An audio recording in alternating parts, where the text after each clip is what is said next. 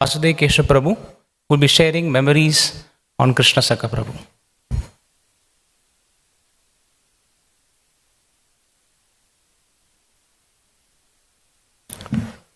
Hare Krishna. When I joined temple, I was taught that entire spiritual life can be summed up in one word, one quality. If a devotee possesses, his spiritual life is done, and that word is obedience.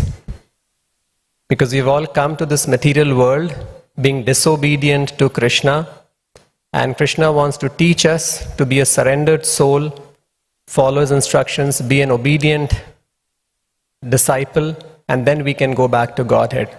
Prabhupada also says that the word disciple comes from the word discipline, and discipline comes from the word obedient. So Krishna Sakha, in the exchanges and interactions that I've had with him, I had always found him to be a very obedient devotee. He would exactly carry out the instruction that was told to him in the way that he was supposed to carry it out. Nothing more, nothing less. So I always felt that he is such a simple devotee, such a nice, sweet devotee, and always obediently following all the instructions that has been told to him.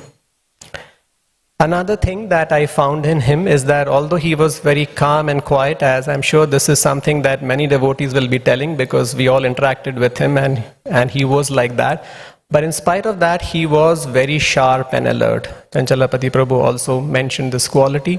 So any instruction that was given to him, he would be just silently hearing. He wouldn't speak much. So when you're talking to somebody and he's not speaking much, you're not sure whether he's able to understand, grasp. Is he not understanding? We don't know. His reactions would be very few. But then after the instruction was given, he would exactly execute it the way it was given to him. So he was sharp in understanding what was being told for him to do.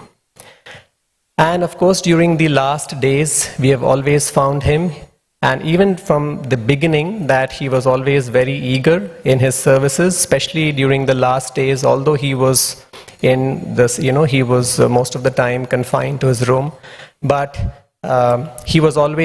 he would discuss with me, tell me also that, Prabhu, I just want to come back to my services. And I would wonder, my God, in such a state he is, that he was in the last 1 year at least, even during the last few days where his situation was deteriorating, he was not just thinking of recovering or recouping or doing his chanting and reading at least that much, but he was thinking how I can come back to my services and be normal as I was before.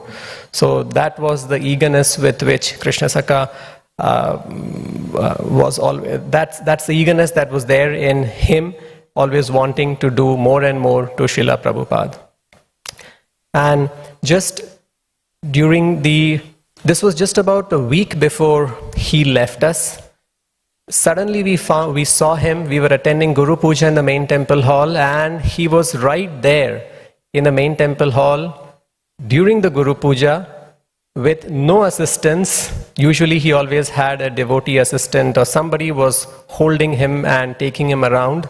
But that day, just a week before he came to the main temple hall, he walked without any assistance. He stood in the queue of all the with all the devotees, and he walked up in the queue, picked up flowers, and he offered flowers to Srila Prabhupada during the Guru Puja. So we were like thinking that he is like, he has his desire to recover and to do service is now going to be fulfilled by the Lord. So he became that well just about a week back, and in just about 4 or 5 days, this whole thing happened. So it was something like